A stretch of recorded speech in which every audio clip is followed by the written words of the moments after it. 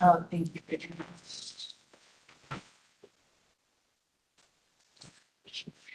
Shit.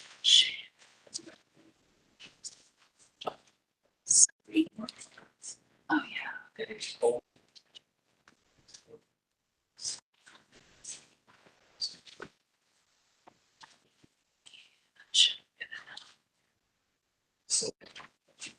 I guess I need to do that.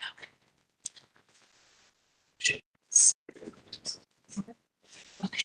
Jana, yeah, we're streaming and recording and we do have a quorum, so we can get started as soon as you'd like. Good morning, everyone, and welcome to the Downtown Commission hearing. Our next business meeting will be Tuesday, August 12th at 12 noon as needed. And our next hearing is Tuesday, August 26th, 8:30 a.m. in this room. And now we will swear in the staff. Raise your right hand. Do you swear to tell the truth, the whole truth, and nothing but the truth? If so, say I do. I do. Okay. And then Belkis, you'll do the board roll call. Yes. Mr. Whitman may be on his way. Ms. Maniaci? Here. Ms. Bartley? Here. Ms. Brown? Here. Mr. Loverfield? Here. Mr. Pongonis? Here. Ms. Rittler is absent this month, and Mr. Slanet. Here. Okay, we do have a quorum. And Belkis, you will do the overview of the hearing format? Yes, so city staff, that's me, will present the staff report and all application materials. And then after that, the applicant will come and sit at the presenter table, be sworn in, and asked to present their materials. And then any registered speakers, which we don't, but any public speakers, if they so desire, can approach the podium, be sworn in, and provided 3 minutes each to speak. We don't have a podium, so if there's anyone in the public that wants to speak, just stand over here is fine. And then commissioners will discuss the case and ask questions if needed. Okay, great. And now we will approve the minutes from the last meeting in June. So moved. And a second? Second. All of those in favor? Aye. Opposed? And the motion carries. Okay, so we're first starting with our continued application from last time, and that is 55 East Main Street. Yes. So the applicants can come up. And I think Belkis will give an overview, but we can swear you in first. Okay. So you can raise your right hand.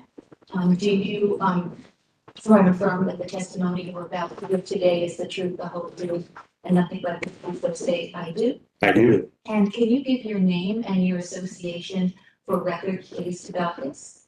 Yes, Brett Kramer, project engineer, Kramer Engineers. Joshua Plum, Kramer Engineers, civil engineer. Okay, thank you. Wonderful. So 55 East Main Street is located on the south side of East Main Street between South High and South 3rd Street. The applicant is seeking commission approval to fence in an existing surface parking lot with decorative screening along East Main Street and an 8-foot no-climb fence set back from East Main Street and along Noble Alley, as well as adding a new dumpster enclosure at the southeast corner of the lot. The existing parking lot will be repaired and restriped. The applicant was last before the commission at the May 2025 hearing, where the commission had paused with the proposed fencing and did not support the fencing fabric. They recommended utilizing pedestrian-friendly parking lot screening that incorporates masonry and landscaping. And in response to commission feedback, the applicant provided 2 decorative screening options fronting Main Street. One option consisting of 4-foot tall brick piers with a 3-foot tall metal fence and landscaping, and the other with a 21 inches tall, 9 square foot square planters with evergreens. The applicant also omitted any chain link fencing with fabric and maintained the no-climb fencing set back from the Main Street frontage. The submission includes site plans, renderings, elevations, material details, and cut sheets. And just to take a quick look at those. So here, this is in general option 1. So we still have that no-climb fence in the background, and then we have the metal fencing with the piers is option 1, and then option 2, we still have the fence in the background, but we have decorative planters. And the applicant can go through this, but there's just some renderings about that, and it goes through each option. And then we have cut sheets for the proposed materials and the site plan.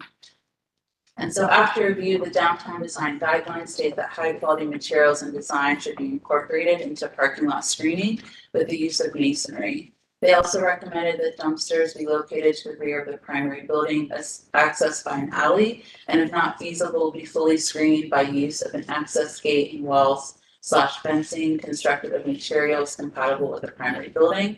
And the proposal is generally consistent with the downtown design guidelines. Thank you. Okay, so, you can make your presentation now, and we'd specifically like to know, what has changed from the last time we met. Yep, I'll take the lead here. So Belk did a great job giving the summary, but last time we had chain link fence proposed without landscape screening up front. So we came back for this meeting with two options for some screening in front of that fence. Option one is the 2x2 brick piers with a cap with a 3-foot black wall fence behind it and landscape area in front, using some native perennial grasses and some flowers in front of it. So you can scroll down a page or two. So bird's eye view, you have 3 sections of the screening with the fence, piers, and landscape, and we still maintain 2 access drives to the gate, and then the fencing at the front and back, and the fencing around the dumpster enclosure is all going to be that black no-climb fence. If you would like to see that material, that is at the back of the document.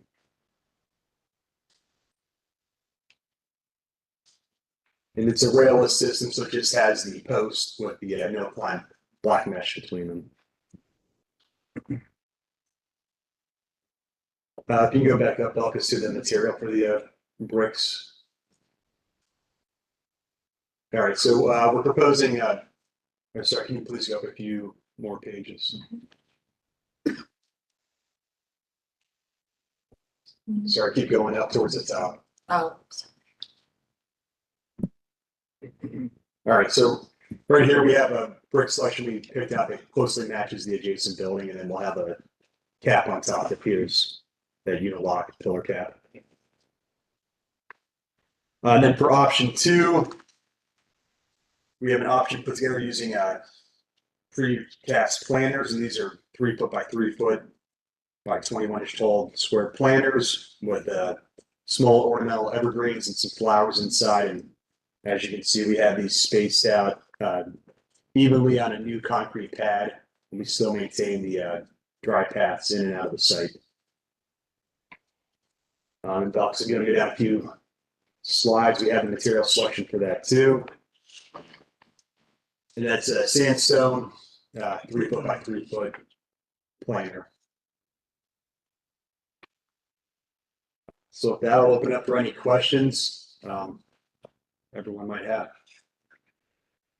Oh, one question I have is, so on Mound Street, you were just using the no-climb fence, and are you providing any, were there any changes to that? Are you putting any landscape in front of it or any decorative elements? Or are you just using the fence at the property line? So there's the Main Street side to the north, and then there's an alleyway in the back. Oh, I'm sorry, it does not face Mound Street. No, Oh, okay. faces Main Street, and that's where we have the fence set back, and it has a little, Oh, I see, so it goes to the alley. yeah, and maybe that site plan might have a better view of it. zoom in on that. So here's the site plan, the Main Street out front, the fence, it's set back from the sidewalk and the right of way. It has a little cut back there to get around the billboard. Mhm. And then that's a black no climb. We have the same fence being proposed in the back of the site. And that's right at the sidewalk, and that's the same black no climb fence, and that's a one-way alley in the back. I see, okay, my apologies. Does the gate not allow that's for pedestrians to get out? There's only one pedestrian gate. Is there a yes. panic bar or something on that? Yeah, it's gonna have a panic bar, and it'll have a card reader for employee access. Yeah. Yeah, so there's 2 man gates. One is to Noble Alley, shown in the top left by the building. There's also a man gate or pedestrian gate to get out of the parking lot and into Main Street. And that's Can you slide to the aerial real quick? By the way, I think this generally looks fine. I just have one question. Can you zoom in on that? You want the planter area or Yeah. the other or optional one? The other one, I guess.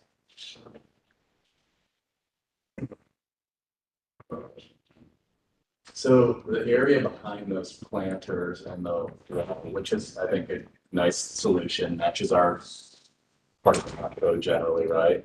It's just asphalt, and I would just ask, I don't know what everyone else thinks. Can you make the planting area just a little bit bigger? Maybe slide the columns back or slide the fence back, or there's just gonna be so much asphalt back there, it's just gonna kind of.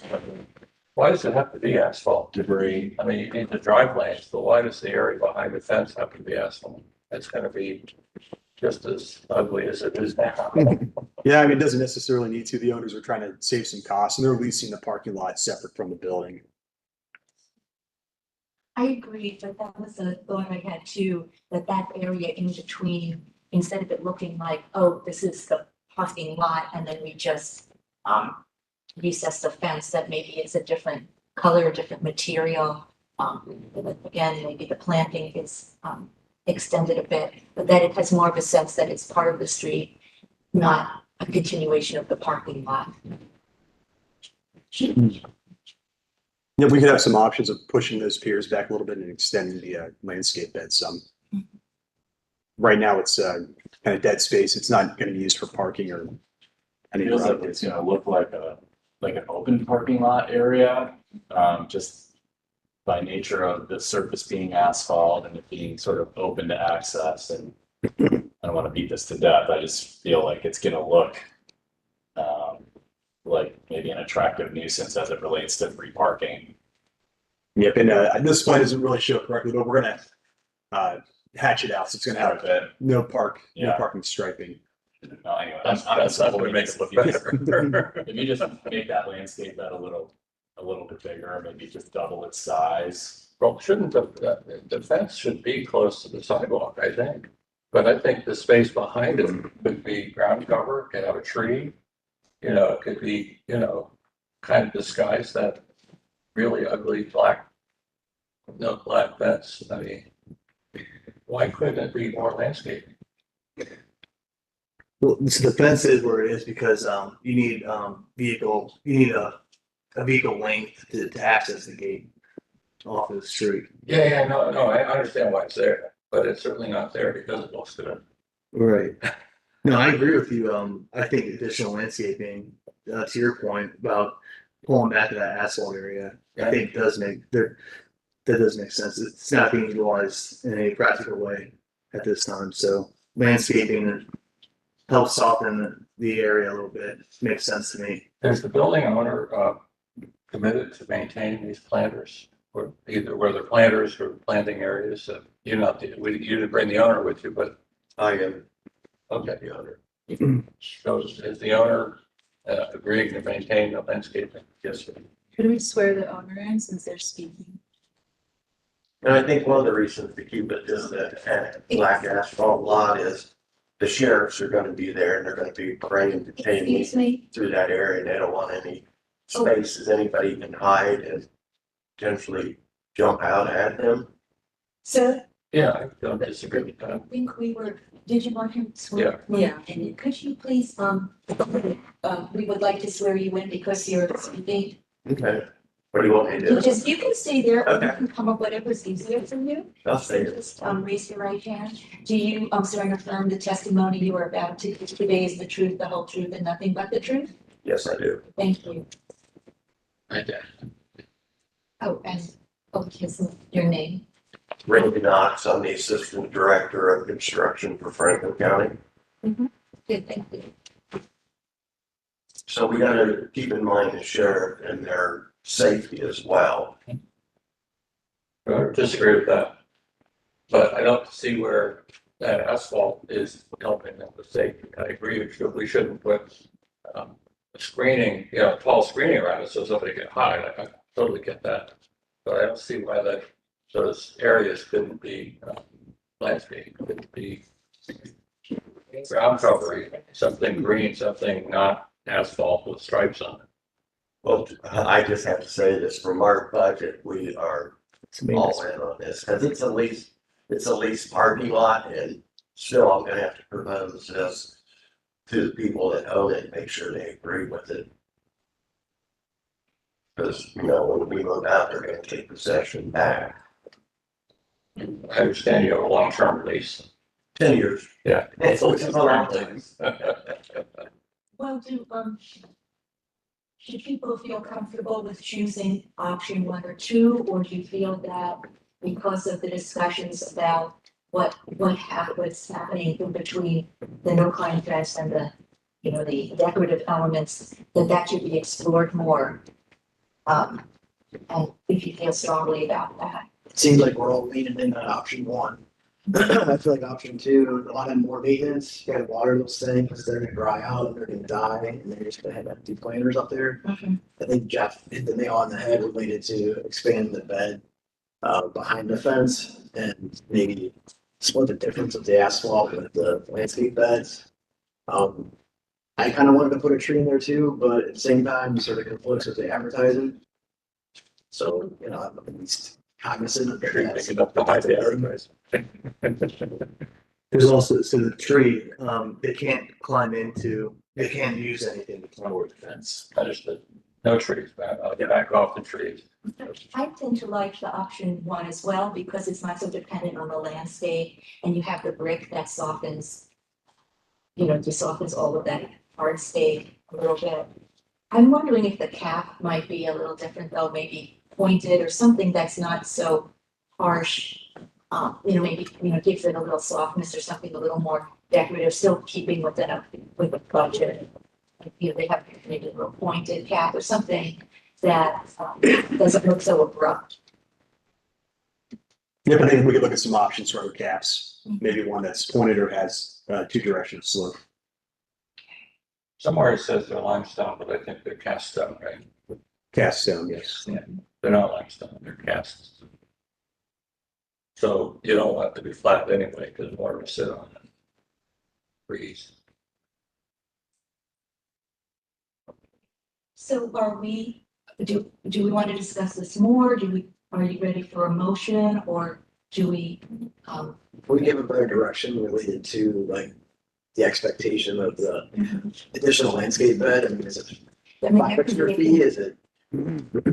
I think that can be a condition of the. Yeah. No, So right now the bed is 3 feet. What if we just asked for a landscape bed of 10 feet, all the hardscape elements in the same place, fence in the same place, extend the ground cover system behind the fence, keep the grasses in front of the fence. What did I miss, Tom? I think that's it. Is that acceptable? Except I don't think 10 feet's enough. Okay, It should be 20 feet. Because I would take it back to close to the fence. And then you'll have paved driveways going through to, for ingress and egress. That makes sense? makes sense to me. Okay. The only area I see being an issue is under the billboard. They might have some kind of issue having maintenance to it if there's landscape beds below there. The other Maybe 2 areas, Elvis could review a plan if you have a maintenance conflict or something. I don't know that we would need to see it again if it was something technical or tactical. That billboard is cantilevered over this ground, so I don't see why you couldn't have something underneath. But anyway, you'll need to submit a new plan anyway to show this. It could go to state. This is staff, so we can do the motion with the condition of the beds being 20 feet by 20 feet. And then when you all go to site plan compliance review, if anything pops up in there and you have to amend it based on comments from building and zoning services and the civils there, then you can submit that to me. And if it's a small tweak, you can, restamp the drawing, especially with underneath that billboard area. okay, so for that additional 17 foot of landscape, are there any thoughts on what kind of plants, bushes we should have back there? I think if you extend the spirit of the landscaping that you've currently got shown, I think that would be fine for me. Yeah, even if it's those ornamental grasses, it's just a block of those. Yeah. That would look good.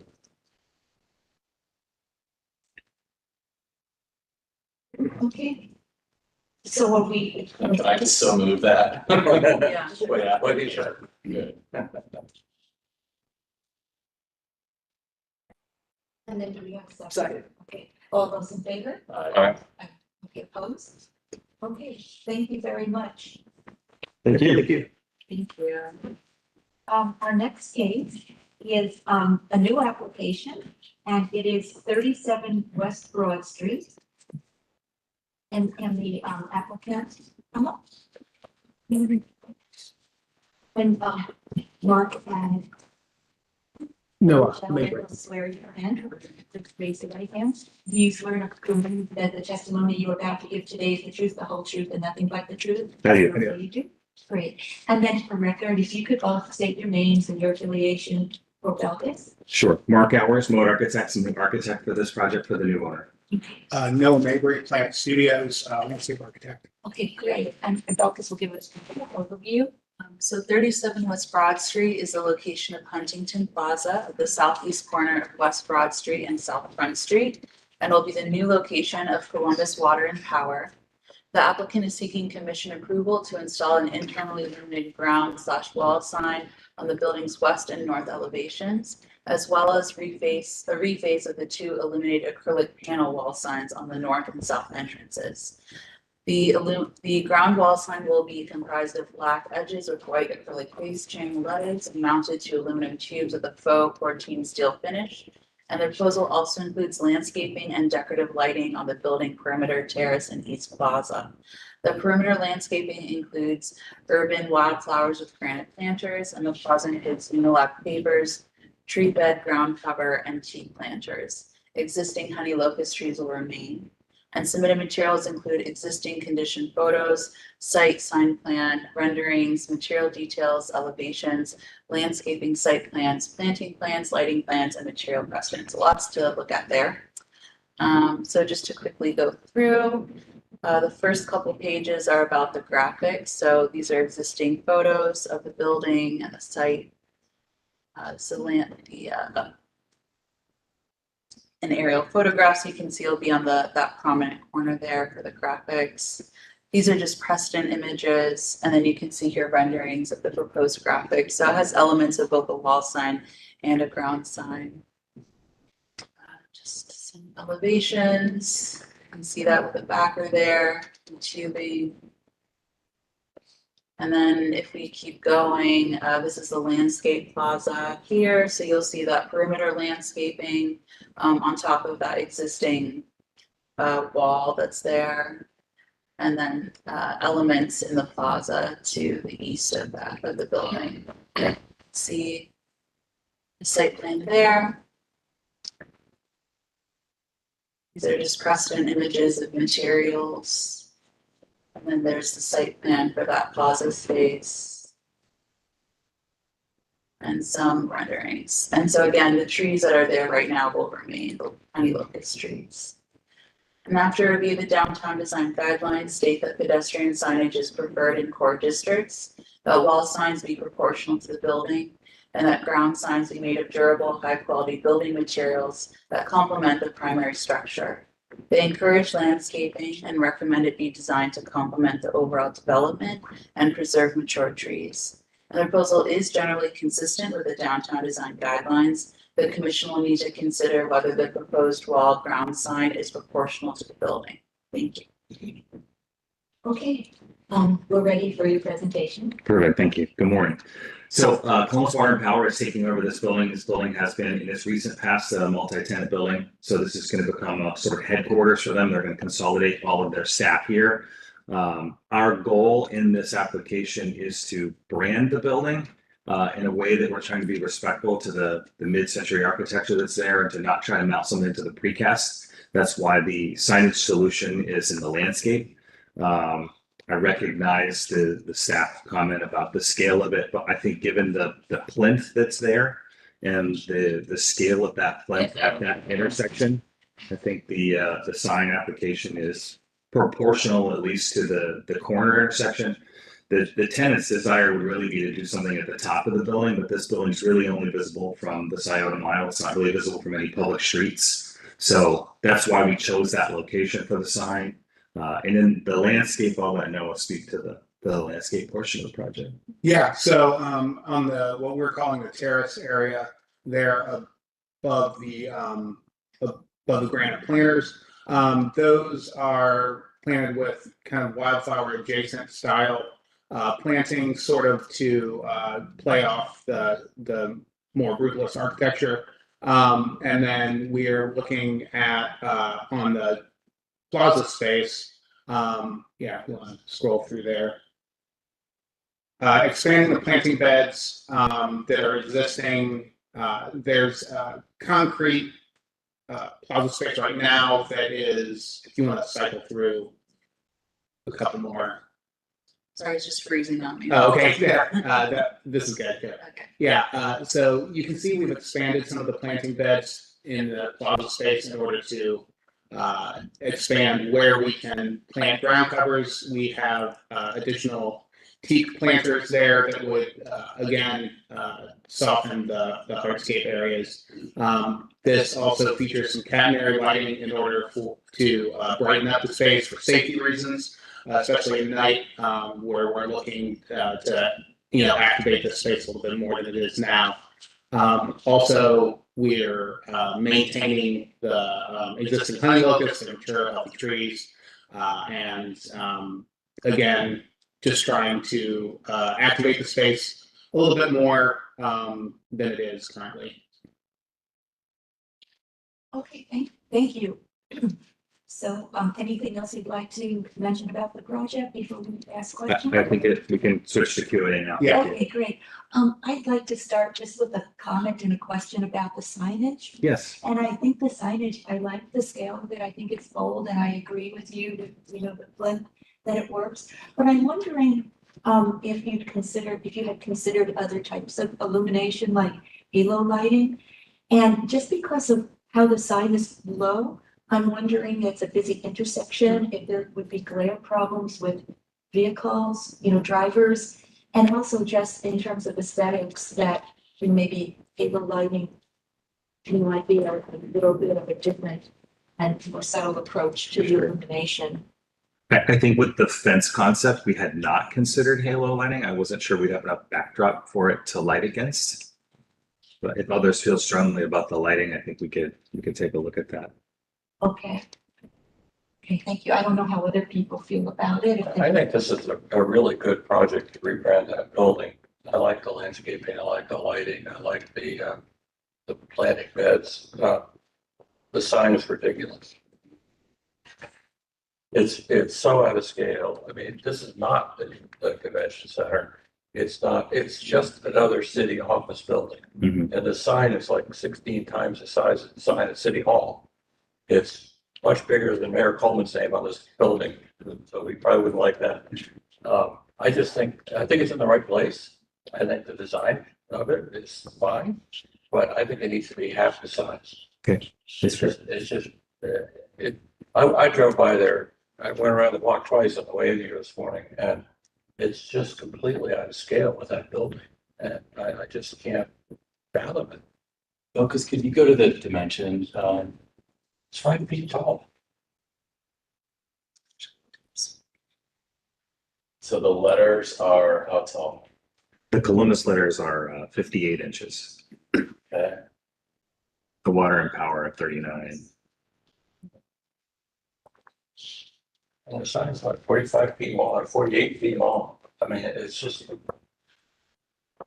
I think branding the building for water power is fine, but I just think it's way, way out of scale.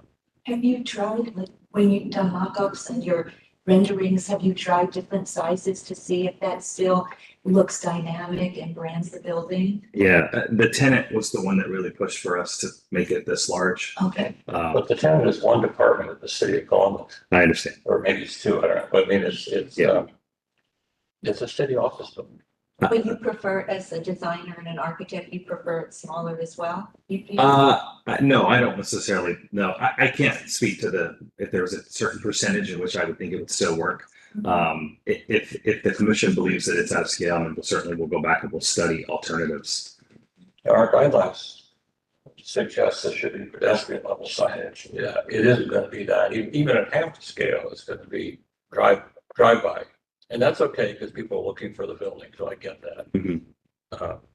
But it's white against a dark background. It's not, we're not gonna have any trouble seeing it. I feel too that if, let's say, the lighting, you know, the letters and how you're illuminating it, you know, the acrylic letters stayed the way they are, I would feel that it was upscale.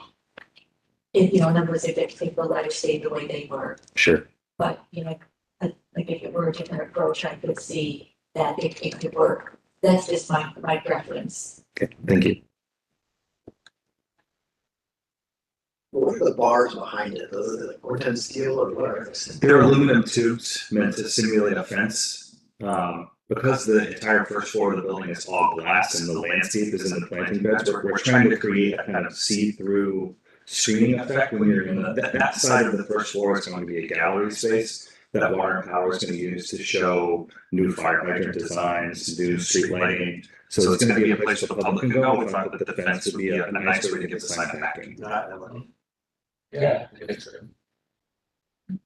I personally don't have a problem with the scale. I actually like it.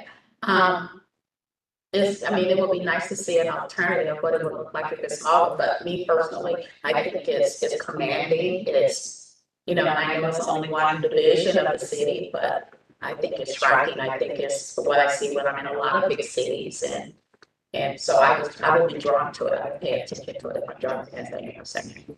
Thank you. I'm kind of in the middle, right? So with me, I like the columns being bold and, you know, and not like the little logo, the green rocky thing. On the Water and Power side, though, kind of was like, Yeah. I think that side for me is too big because back to Bob's point, sort of like, you know, it's just another department of the city. Yeah. But I love the idea of branding the building with Columbus and having that be the powerful sort of, you know. But it's a new department that they renamed.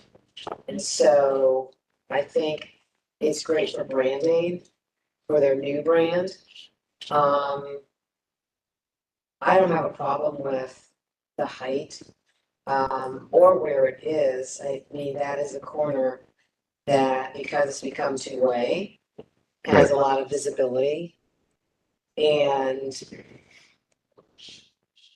as I said, as others have said, I don't have a problem, and I think the Water and Power is, and their own, and they are their own franchise. They are part of the city, but they bring in their own dollars, and that's how they really are financed. So they are apart, but a little separate. Correct. So they're not just another department within the city. They're something very different. And they really affect the community, and a lot of individuals and residents come down here, particularly through public transportation. And this is very visible, where they know where they can go. All right, any more thoughts? I like the idea that the Water and Power could be a little smaller. And I like that, I don't know who said that, was it you? Tony, because it does kind of add a little, I don't know, drama, you know, you have the large and then you have something a little smaller. Because the Water and Power now looks like it's a little bit of an in-between size, I don't know if it's half the size of the Columbus. It's slightly larger. It's proportional to the logo mock-up in the lower Oh, left. I see, okay. That's their new branding, and thank you for your comments. That they are transitioning from Department of Public Utilities for that specific reason. That's why they're trying to get away from that name. I also appreciate that, you know, their logo is multicolored and you've made that all white, you know, so you've interpreted it. Yeah, correct. Okay. Well, are there any more thoughts about the sign, or should we move on to the? This is Steph. I'm curious, and this could be to think through later, but we could always split the two applications. If we feel like the landscaping isn't too dependent on the sign, or the sign isn't too dependent on the landscape. That way, if we are okay with the landscaping, they could at least proceed with that work. And then if there's pause about the sign, it can still be its own application. Okay. That's an option. We could always flip the two off. In terms of the timing, would, let's say if we moved on to the landscaping, but we wanted to explore the sign more so and see different sizes, would that, and would you come back to that? Would that be a hardship? If it would please the commission, could I hear from Commissioner Pongonis? I think I've got a good feel on the other commissioners' opinions on the sign before we move on. Thanks, man. I'm sorry to put you on the spot, Yeah. but I feel like I'm at a 50-50 right now, so Okay. that's why I'm. No pressure. Yeah. When you go to A10, I think, this is one of our biggest intersections in town. So what do I mean? Like, there's big grade change, like this sign isn't for pedestrians, next to the building, it's just not. So I think that, to me, gives it a little bit of leeway to do other things. That big granite wall, for brutalist architects of a moment, made a lot of sense, but it's not pedestrian friendly either. So some scale, the base of the building, that ground floor volume, and then the building above it, like, I don't think it hurts it. So what I was sitting here wrestling with is, okay, well, if they come back with 3 options, large, medium, and small, everyone's gonna say medium. Just by nature of how we think. So what's the answer? Like, what's appropriate here? If you're across the street in this intersection, you're like 100 feet away. So I think scale has a lot to do with this. That building is big and monolithic. I don't know. If someone said it should be 6 inches shorter, I'd say, yeah, fine, I support that. If someone said it should be half the size, I'm not sure I agree with that. I like the sign. I think it's fantastic. Landscape's fine too. I would support this if everyone else supported it. So that's not, I don't know if that's super helpful. That was helpful, thank you. I don't think shrinking this thing in half is the right answer. And the fact that, like, there's something kind of bold and graphic that's, well, I mean, stop right there, is very nice Okay. in downtown. Okay. Now, was there one other person you also felt you hadn't heard from? No, I think I'm, You've heard from everyone. yeah. If you guys have other comments about the landscape, other than that, I think we're ready to call the question. Oh, we have Yeah, landscape yeah, sure. questions as well. Yeah, I had some landscape questions. Yes, I think we all do. Okay, So, thank you. okay. So first of all, what we're doing is we're going to treat this as one application. Is that what you're saying? As opposed to Belkis's suggestion? I think so. Okay, that's fine. So, I had a question, and it looked like, you're using the Unilock system for the pavers. Yes, correct. And it looked like I think on the rendering, it looked like you were using like a stack bond and a running bond, the pattern. Yes. But then on another drawing, it looked like you were using running for both. So I'm just wondering what you are proposing for the paver pattern. Which drawing were you? For the midnight, I think it's the midnight sky color, Unilock. I guess here. Yeah, that rendering, I'm sorry, next to this, there we go. That should show the correct paving pattern there with the stack bond and then the running bond. I like that variation, Yeah. the detail. Great. And I like the the design that you created, and it looks like the ground cover that you have is year round. It's a creeping variety, so it's gonna be less robust in the wintertime, I would say, but it depends on the winter, how green that is gonna be. Okay, but it will still be there. It'll still be there. And then in terms of it says you're using annuals. So how will that look for both of the planting bed around the perimeter? Mhm. And then also in this garden, I think you have annuals too in planters. So yeah, the annuals are in the planters, both in the plaza. You can see the little teak planters there on the side. And the tenant had asked for some planters located as well on the north and south entries to the building. And those, we haven't specified the annuals. Those are going to be handled by the downtown maintenance team. Yeah, the holding company, sorry, Jane, the holding company for this building is the Downtown Columbus Inc. So the folks that are going to take care of the annual program will be the same folks that handle Columbus Commons. Will you have anything there in the winter, like anything that's an evergreen or any types of plantings that? Oh, that's a totally viable, maybe having kind of anchor planting in there that's evergreen with annuals around it. That's totally viable. But just in our discussions with the owner, they had wanted us to leave that up to them. Right. Okay. The planter program will be very similar to Columbus Commons. It's going to be run by the exact same group and maintained by the same folks. Okay, thank you. And then any benches? Have you thought of putting any benches in the plaza? The furnishings are going to be handled by the owner. The furnishings will be a separate application. Okay, thank you. Other than the planters that you see in our application, but the site furnishings will come later. Okay. I have a functional comment. On South Wall Street, we kind of have that pull-off area. Mm-hmm.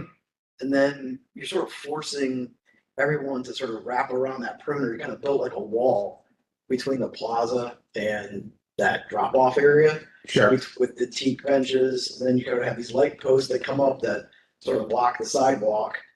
And so the circulation at the perimeter, at that drop-off at Wall Street's the question I have. Yeah, so You're forcing everybody to kind of come around the thing instead of being able to walk through the plaza. Yeah, so the intent really is for the north-south pedestrian traffic is especially from like Huntington, the Huntington parking garage through over to Lebec and the Palace Theater. So the idea was more to create sort of a barrier on that portion of the plaza. And the drop off is really public parking right now.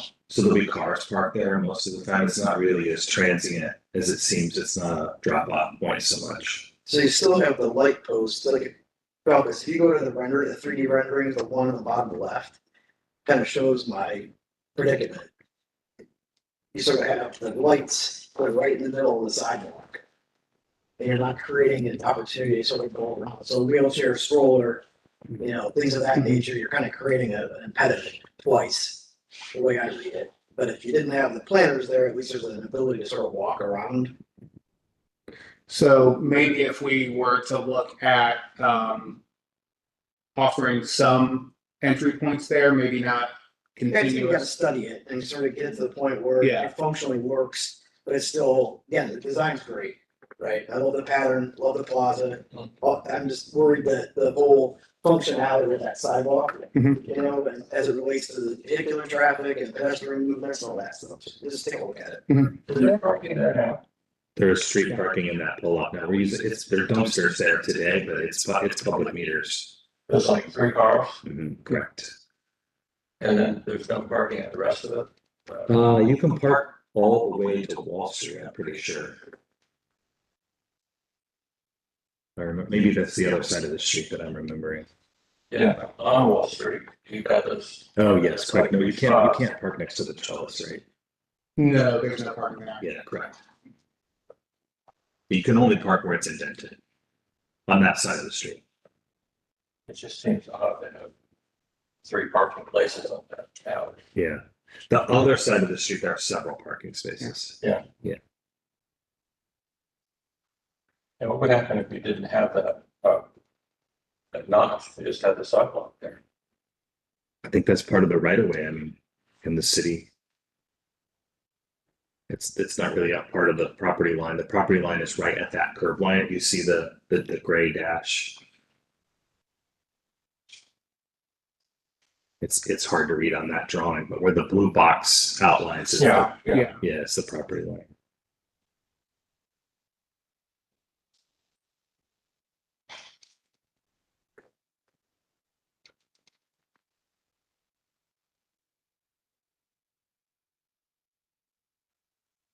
I noticed on your cut sheet for the teak planters, there are some that are different design, they're not as wide, so maybe that comment about opening up, so that there are some ways to get from that sidewalk into the plaza. You could use you might be able to use a different shape. Sure. Yeah, no, I'd be open to that option.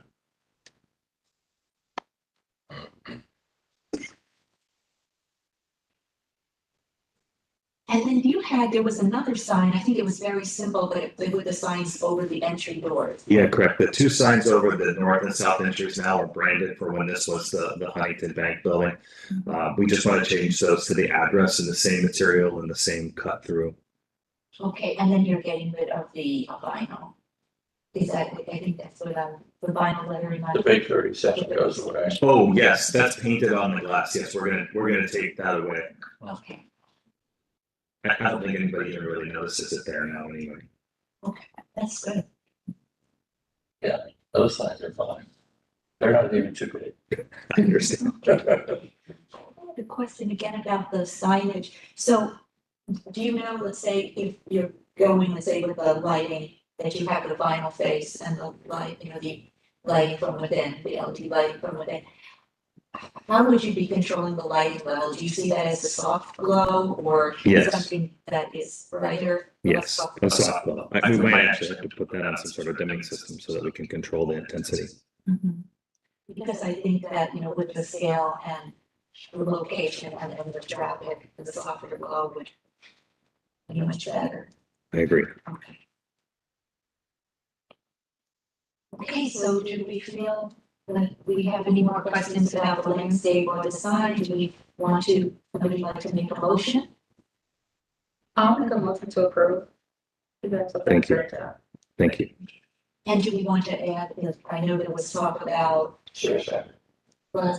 did you second it? No, I did not. Oh, okay.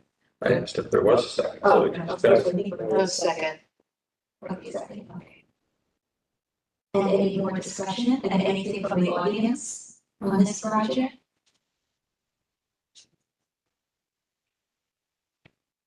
Okay, all those in favor and opposed? Aye. All right, the motion carries, thank you. Thank you. It was a good conversation. Thank you, Erin. Okay, our next case is, excuse me, 200 West Nationwide Boulevard. So can the applicants please come up?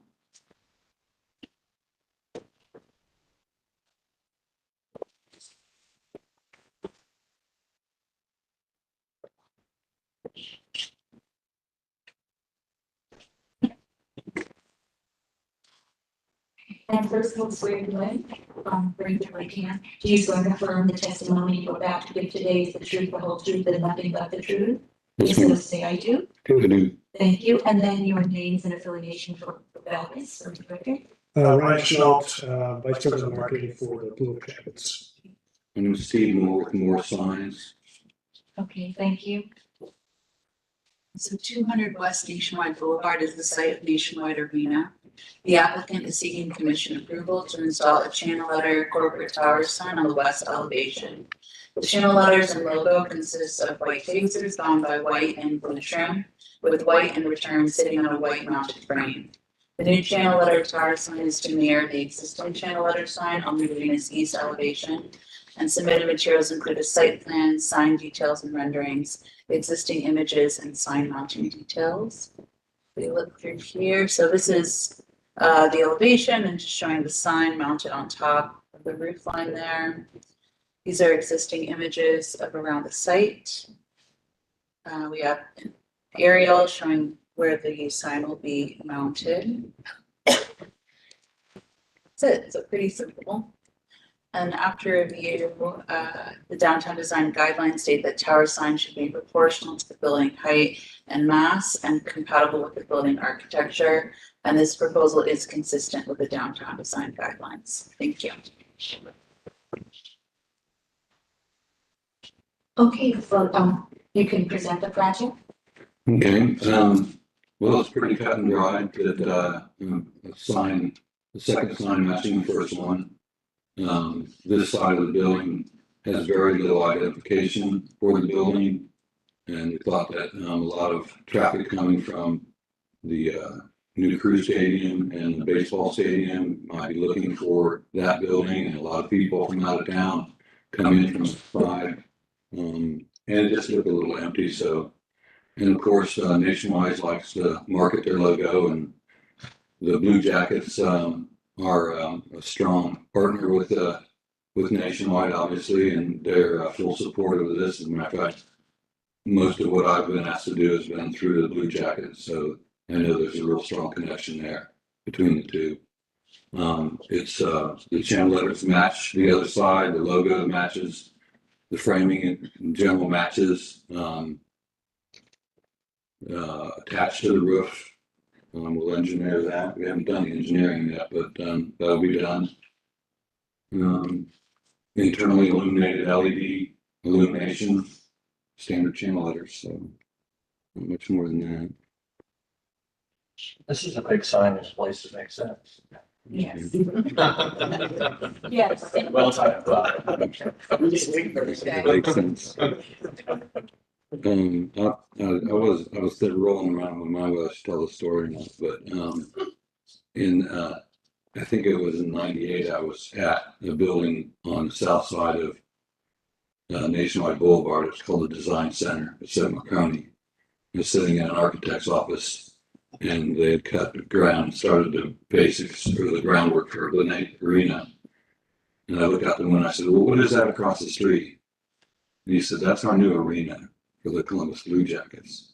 And I said, "Really?" And he goes, "Yeah."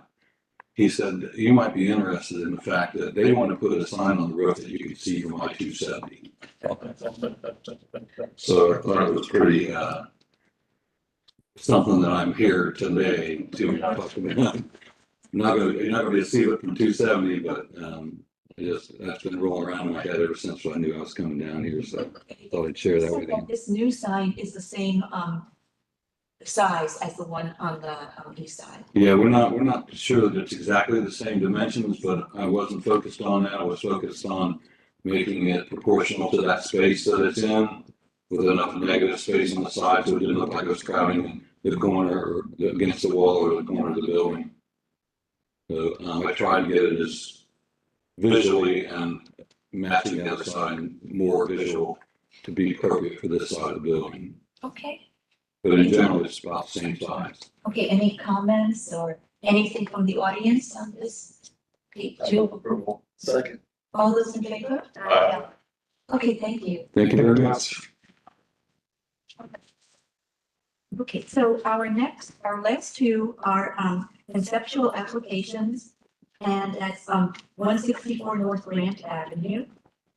And Phyllis, are we treating these as two separate applications, or are we reviewing them together? Yeah, the applicant is treating them as two separate applications, so we'll review them separately. It might be a little quicker on the staff report for the second. So we'll swear you in. Do you swear to affirm the testimony you're about to give today, the truth, the whole truth, and nothing but the truth? I do. I do. Okay, thank you, and your name and affiliation for this. Jonathan McKay, Vice President of Development for Wood Cooper Development, Inc., the developer and the owner of this development. And my name is Cynthia Hayes, and I'm Managing Director for the architecture firm PCI Design Group. Okay, thank you. Great. 164 North Grant Avenue was located at the southeast corner of East Spring Street and North Grant Avenue, just west of Columbus State Community College. The site consists of 3 parcels and currently holds a surface parking lot and a 1-story commercial building built in 1849. The applicant is seeking conceptual feedback to demolish the existing building and construct a 5-story 82-unit affordable housing development with 8 surface parking spaces. Building materials include vinyl siding, fiber cement panels, and brick veneer. And submitted materials include a site plan, floor plans, elevations, and unit mix summary. We look here, so this is the site plan. So again, there's 2 buildings, but we're focusing on this site here. I do want to note that this corner is not included in the proposal, so it's not being considered, just for everyone to know. We have the building, the spaces in the back, and landscaping, another site plan here. And then these are the floor plans for the different floors. So first through 5th floors, and then your basic elevations here showing you those materials that I just outlined. And then some color elevations as well. And then the unit mix as well, so bedroom and then, yeah, so very simple for this go around. Downtown District Code requires a certificate of appropriateness for demolitions and that a replacement use be reviewed and approved by the Downtown Commission. Downtown design guidelines state that the commission will need to consider if the demolition will allow for new development in which the commission's opinion is of greater significance to the character of the surrounding area. The guidelines recommend that new construction be influenced by the pattern of nearby contributing buildings using high quality durable materials. And they also call for complementary site landscaping, that surface parking be located to the rear of the primary structure with alley access, and that bike parking be included. And the proposal is consistent with the downtown design guidelines, and staff just encourages the inclusion of bicycle parking. Thank you. Marcus, do we have any pictures or photos of the building to be demolished? Oh, I can pull that up here on the street view. And is one building to be demolished or It's one for this portion. for this portion? Yeah. So it's this building right here. It's just a one story. There's not a lot of architectural flair to it. I would say it's this one. We did review it with our historic staff just to cover our bases, and there wasn't any pause on staff side anyway. Especially given the replacement use of affordable housing and that the proposal is consistent with the downtown design guidelines. So.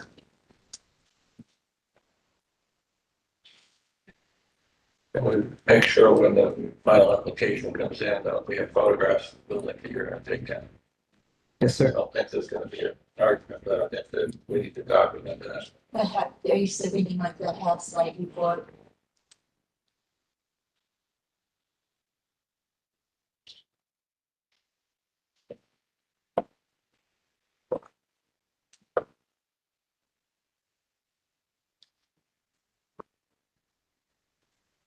Or you need just some photos of the exterior of this building? Okay. Okay. Do you think that for this building, the health site report is appropriate or not necessarily? On the staff side, not for this building. It's a pretty straightforward building and to our knowledge, although constructed in 1949, the previous uses, aren't of extreme significance, we would say, for this building. When we get I'm not to the- suggesting it has to be documented, I'm just saying Well, the yeah, there's some application basics. to that demolished building should include showing us what you're demolishing, so that we can make the determination that the new use is better. Right, yeah, That's all. yeah, oh, absolutely, and I think when this comes for a vote later on, Yeah. that's something. That's what I said. Okay. So we're ready to the presentation. Sure, so brief overview, this is a partnership between Walter Cooper and Columbus State Community College. It's Columbus State Community Partners, that's their real estate affiliate, led by Zach Woodruff. So in the site plan here, if you see Opportunity Point 1, all three of those parcels are owned by Columbus State currently. On the second one, 4 of the parcels are owned by Columbus State currently, and there's 2 tiny slivers in the middle. It's a private sale that's under contract. So the development received both Opportunity Point 1 and 2, 9% tax credit reservation from OFA in May. The additional 22 units that we have on there was done because we wanted to make sure we were focusing on having postgraduates in a place to stay. So it's not going to be income restricted to the LIHTC program. It will share a wall though with Opportunity Point 2. In terms of a couple of things that we're thinking about for the dialogue today is shared parking with the adjacent lot or the lots across the street, which is currently owned by Columbus State. We're also thinking about dedicated space so that people, when they move in along Grant Avenue there or in the alley, there'll be a designated loading zone in there. So that's one of the things that we're thinking about now is sort of the functionality of having people live in that building. How do they move in and out around it? With that being said, Cynthia, do you want to go into a little bit about the materials and the design aspects? Yeah, so this is our first meeting with you, conceptual. we're not going to permit until next year, but we wanted to start this process early and get your feedback, some month after month or whenever we're ready. We're only a few weeks in on this project and we've already needing to make some changes. Because if you go back to the site plan, we have not had site compliance yet, so we're expecting some thoughts from them as well.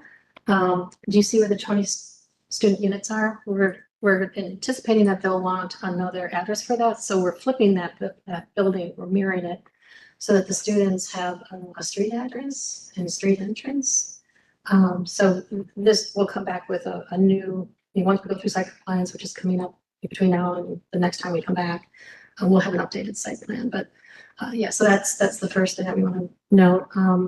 We provide accessible parking, at least one spot for every accessible unit within the building. We are, because of the affordable housing requirements, we try to provide lots of amenities for our residents. And you'll see on opportunity point 1 at the top on the 5th floor, this is a 5-story building. We're gonna have a rooftop terrace up there with a little bit of top lot type things for preschoolers. And then at opportunity point 2, we'll have a full playground as well as an outdoor gathering space. That'll be closer located to where the students are so that they can grill and have whatever students do. It's been quite a long time, but I can still remember, and I do have a college age student. So you'll see that in option point 2 that we provide some spaces for them, some amenity spaces. In terms of materials, may I approach and show you what we're pulling? So for the panels, I don't know about this if you want to go to the elevations. You got it. Yes. I'm a professional. We have some solar grids and some hurry for the panels that my panel. I should probably put this around. So it's a navy blue for the recesses, dark gray, and then the lighter portion of it. Okay. Would you like to hold them? Yeah. Okay. Thank you. Who said that it was a purpose brick? So I'm a little bit concerned about vinyl siding on a downtown building. If we have approved vinyl siding on a downtown building, so we have approved vinyl windows and fiber cement, which is correct, but I'm a little hesitant about vinyl siding. As a durable, the guidelines talk about a durable permanent material. What would you recommend? Do you think metals? Metal siding would be good. It could be 4 fiber cement of some sort, maybe. Yes. We do quite a lot of fiber cement, vertical, transline, horizontal siding, and we can look at that as being an option. And we will bring that back next time to show you, just get your approval. I know that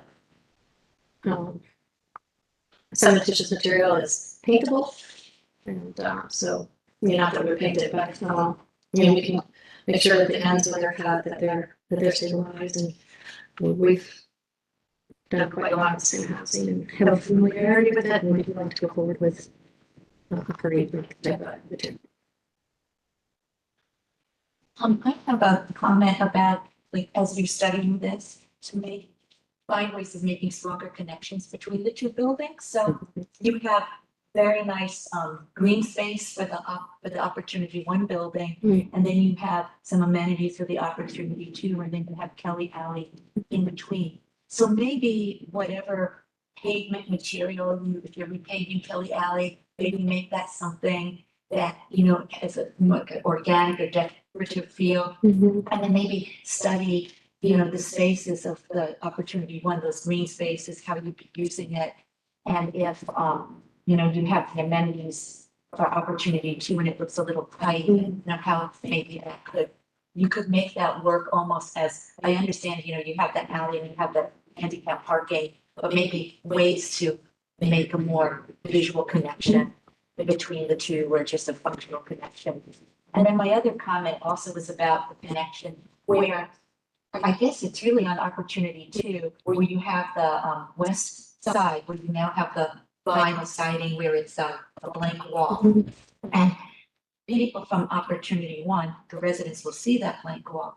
So maybe there's a way where you have these, end walls that don't have windows that are blank. Maybe there's a way in working with the material to create an interesting pattern, something so that it looks like it's a contributory design. It doesn't have to be wild, but it's just, something, it could be subtle, but just something where it's interesting and it looks like, oh, this isn't just a blank wall. It's something that, oh, this is an interesting, intriguing design with character.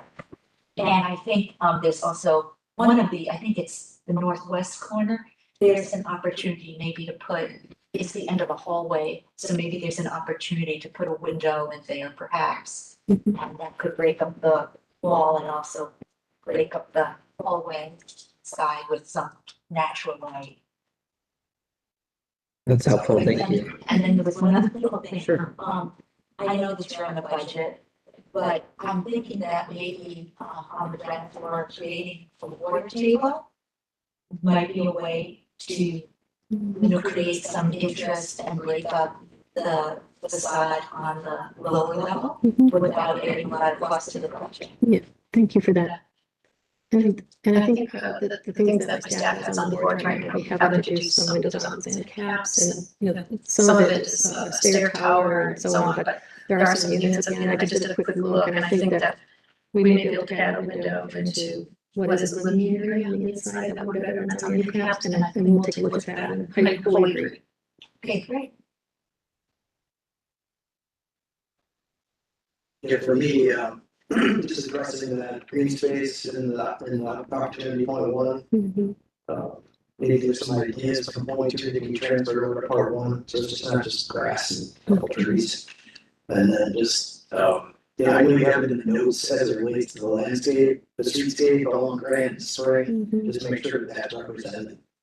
So that you can understand the sidewalk widths, especially on the Spring Street side, every night kind of jamming the pedestrian up against the curb. And you have lots of landscaping between the building and the sidewalk. And so just cleaning up those thoughts. And then the other thought I had too is just at that main entry, is there a way to kind of create like a little nook or some kind of cutout of the building so you have more like a little plaza entry space there instead of it being jammed up against the corner? Yeah, those are my same comments. I think the entry could be celebrated a little more, maybe some engaging graphics as opposed to lots of materials or expensive glass or, double doors or something. I was hearing instead of big Really good size. Yeah.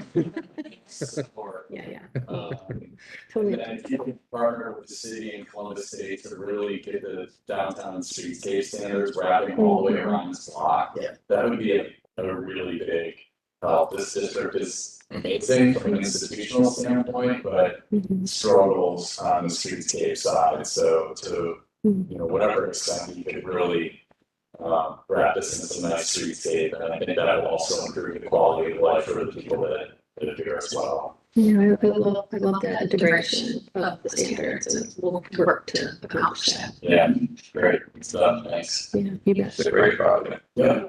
Can you elaborate? I'm pretty clear on the parking for Opportunity Point One. Or are they using that parking lot to the far right? Is there other options for that? Yes, that large. Is there a pathway, like from a safety aspect, about coming in late, they have to cross? I guess that's Cleveland Avenue. And we anticipate that during our second compliance that the city staff might address that. And we can come back with some answers at our next meeting as to what's required. I know that in one of our projects on the south side, it has to put in a crosswalk and so on. So if those recommendations come back, we'll share that with you. This could be an opportunity for a mid-block crossing. Those are generally frowned upon, but there is one right here on this small little block too. So it might be worth considering on Cleveland at the midpoint of that parking lot across the block. Not sure. I agree, but I think it's worth thinking about. It's a longer block, right? Tony, a little bit longer. It's a parking block, at least for now. So that might be something they would listen to. Yeah, and I think part of that discussion of flipping the students was that they would jaywalk all the time to the park. So For sure. getting them down on the corner would be helpful to mitigate any kind of potential disaster. What is the, from Cleveland Avenue, what is the closest entry into the building? Is that around the north, or is it, or do you have an entry on Cleveland? Yeah, when we flip it, there'll be one on the south and there'll be one on the north. So there'll be two entries. An entry from the north and an entry from the south. Oh, I'm still, are we talking about 2.2 or still back to one? Back to one? Well, we, Sorry, I guess you're right, we're talking about two and the other. Right. Like that, okay. Oh, so for 2.1, you know, where it says main entry off of Spring up there, that'll be the main corner, where it does the corner there. And then, back where that says parking lot entry in the Nook Hotel focus. To the left just a little bit. Yeah, and that's another entry, you know, right to that corner there. And that's where all the amenities are. That's where we got oversight by our office management people. And then at the end caps of the building, there's exiting for the stair towers. So basically about four entries.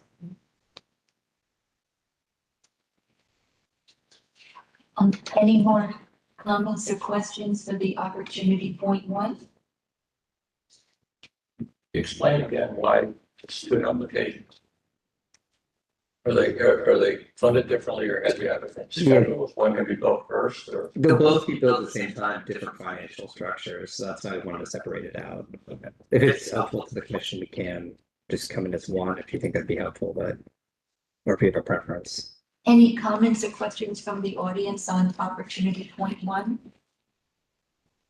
Okay, Just make sure you use the parking lot standards as it relates to the landscaping. This didn't seem to reflect what's the standard is, but I know it's just beginning, so just be aware. Thank you. Are there locations for bicycles? We'll integrate bicycle parking. We did see that, and that's a helpful comment. Maybe you'll come up with a better place to put the dumpsters, but yeah, I know they have to go somewhere. Yeah. I think maybe when you study that interior area, like you said, you were going to look at that. Yes. Yeah, because it does seem to take up a lot of space. Yeah, it becomes a piazza, doesn't it? So we'll try to invigorate it as much as possible. Yeah. So do we just, We can pop over to opportunity point two. So we'll make a presentation for that one on the introduction. Really, similar, except for this site consists of 6 parcels and holds a commercial structure built in 1988, it was formerly a bank, and a residential structure built in 1900. The applicant is seeking feedback again to demolish the existing buildings and construct a 5-story, 104-unit housing development. This with 20 student units and 84 affordable units, with 7 surface parking spaces. And as mentioned, this also includes a playground and picnic area. Same materials proposed and same materials were included. And really the analysis is the same as before. Although with this one, we do include, again, the inclusion of bicycle parking, and we recommend the completion of a house site report to document the existing residential structure prior to demolition. And I'll just get on street really quick to show you that residential structure. We'd of course ask for exterior photos ahead of a vote.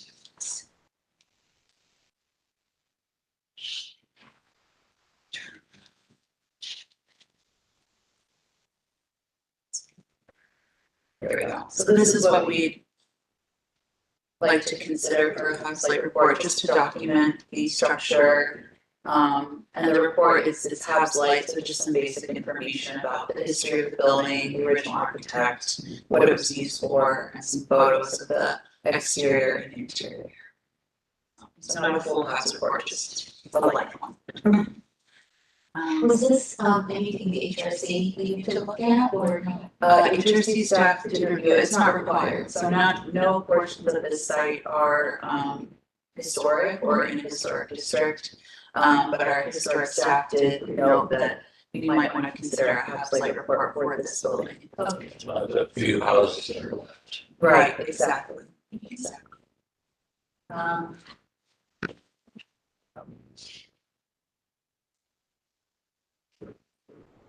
Okay, thank you. I'd rather get rid of those other two one-story buildings.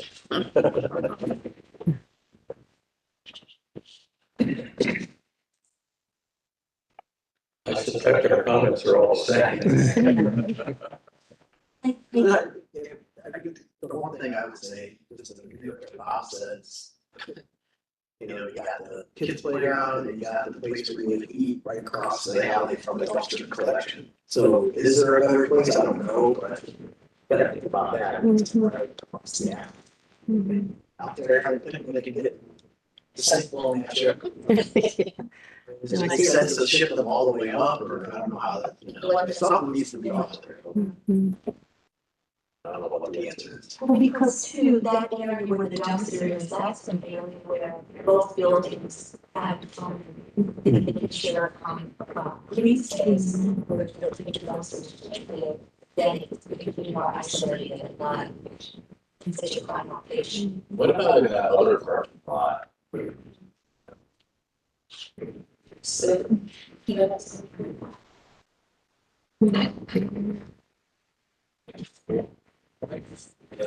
Since we're in the weeds here, why 4? One of them is for 2.1 and the other one's for 2.2.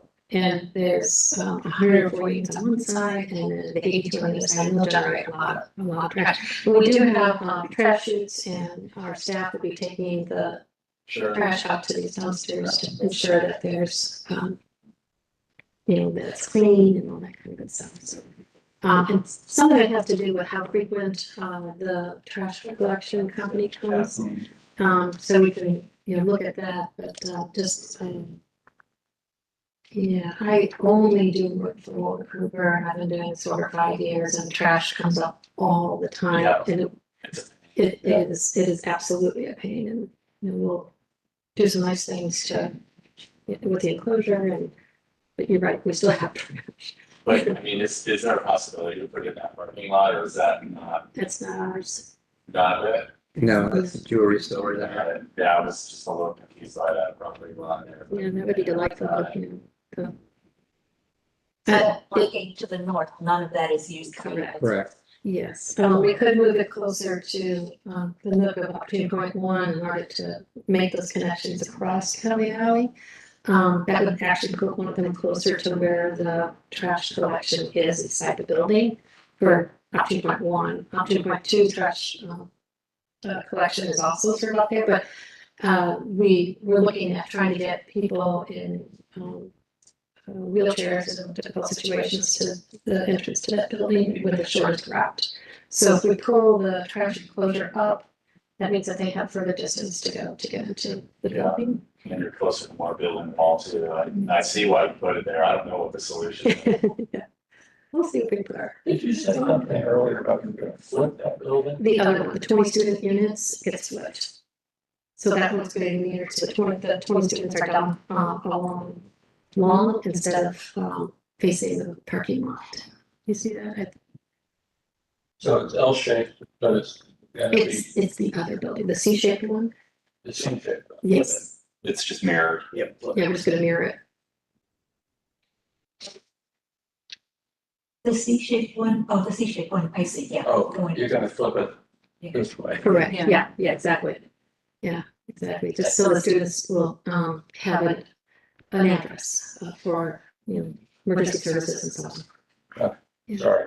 Yeah, that's look good. You notice one of your entries, I think on opportunity point 2, you have a column right in the, you have a column that the place is right in front of the entry door. I mean, of course, there's a depth to that, but I'm wondering if maybe when you study it, you can, I can't remember where it was. Might have been a tree trunk. Oh, I see what you're saying, right there. That's, I keep, let me look at. I think maybe it was in my elevation. the street facing entrances. There, I think maybe it's that one. Where is that where Right. the door is? Right behind there, or maybe not? That was the old concept where we were having students come off of that parking lot, and then that would provide a patio for them to gather on. now that it's street facing, we're gonna probably do the Breezes Way, the Breezes Way that you see on the corners there, we'll make it, so that there are no more columns on that. Okay. On that side, Yeah, because I think when I looked at the plan, that was right in front of the door, and the idea was that maybe you could move it, because it's not an issue. Gotcha. Mhm. Yeah. I think in the future, you'll see it go on completely. Yeah, and I don't think that'll be this way.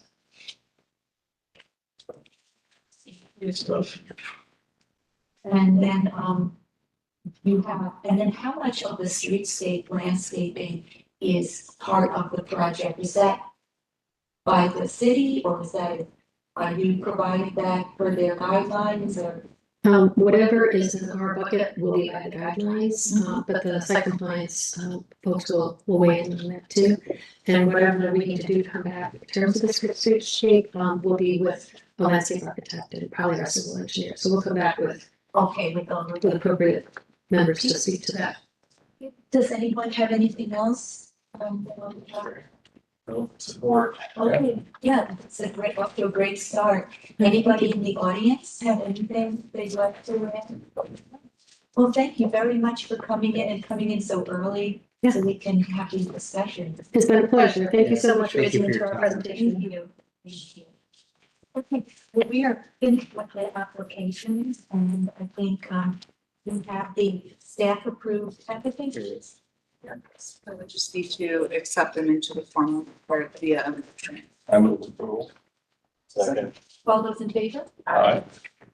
And then, I think we have no new business and we have no old business, so we'll adjourn. Thank you. Excellent. So it's great update for this part of town. We're gonna have the new Columbus State building, this new residential building.